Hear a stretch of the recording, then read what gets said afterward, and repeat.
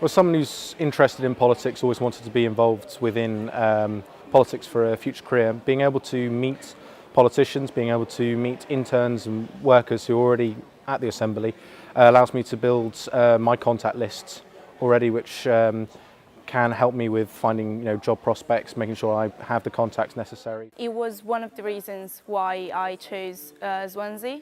over other universities in Wales, so I was very interested in it from the start. Being able to actually sit in the office and do work alongside people that work here all the time has been very enjoyable, and I've really enjoyed my office as well. I'm applying to graduate schemes now in and around the UK,